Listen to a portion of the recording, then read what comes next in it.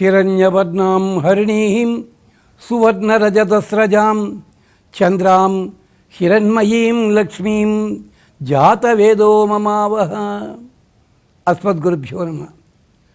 భగవద్బంధులారా, ఇవాళ మరొక్క మహోదయ వేళ, మధుదయ వేళ, కమనీయమైనది, కవనీయమైనది. రాఖీ పున్నమి సంస్కృత భాష దినోత్సవ మధుదయ వేళ. మరి ఈ రోజుని అమ్మవారిని ఏమని ప్రార్థించాలి? ప్రార్థిద్దాం. ఓం ప్రీత్యై నమః. ప్రీతి అన్న శబ్దంతో అమ్మవారిని ప్రార్థన చేద్దాం. ప్రీతి అంటే ప్రీణన అని సంస్కృత పదము, అంటే ప్రేమించుట, ఇష్టపడుట. రాఖీ పున్నమి కదా, అన్న చెల్లెళ్ళు, అక్క తమ్ముళ్ళ మధ్య సంబంధము. ఇది ఈరోజు ప్రత్యేకత ఏమిటో తెలుసునా? లక్ష్మీ అమ్మవారిని అమ్మ అని పిలుస్తాం మనం. చంద్రుడిని ఏమని పిలుస్తున్నాం? తెలుగు వాళ్ళ గొప్పతనం చందమామ అని పిలుస్తున్నాం. అదేమిటి? మిగిలిన ఎవరినీ కూడా ఆ పేరుతో పిలవటం లేదే.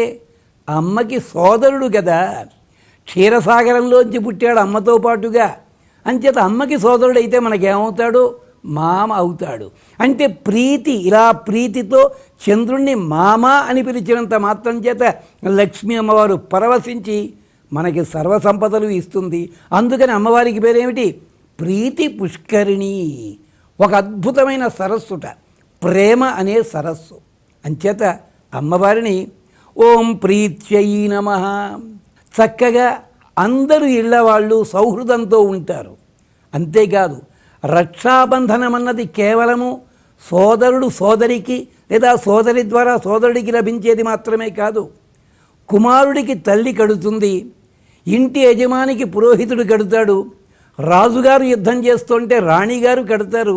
ఇవన్నీ ఉన్నాయి. ఆ రక్షకి ఉండే 9 దేవతలు ఎవరో తెలుసునా? లక్ష్మీ స్వరూపాలే.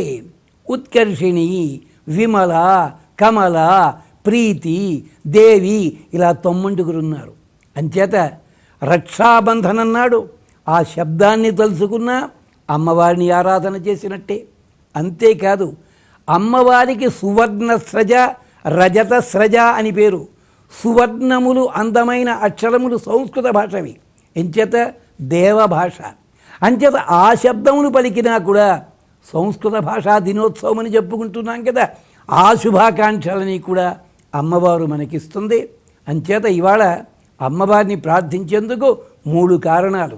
ఒకటి లక్ష్మీ పూజ, రెండవది రక్షాబంధనము, మూడవది దేవభాష ఆవిర్భవించిందని కాదు, దేవభాషకి ఒక్కసారి మరొక్కసారి జ్ఞాపకం చేసుకునే అవకాశం అన్నమాట.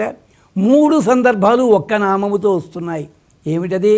ఓం ప్రీత్యై నమః.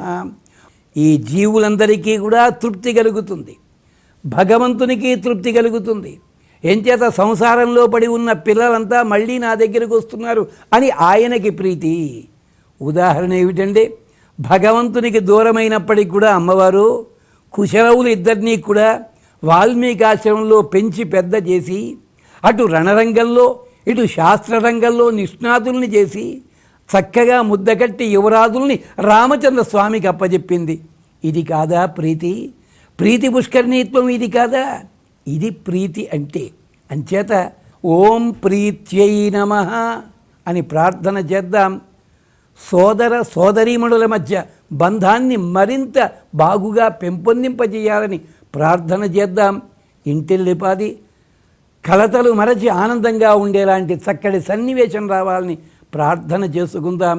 ఈ ఒక్కరోజే కాదు, ప్రతిరోజు కూడా ఆస్వాదన చేద్దాం ఈ మంత్రంలో ఉన్న అంతరార్థాన్ని. మరొక మంత్రంతో మళ్ళీ కలుసుకుందాం. స్వస్తి.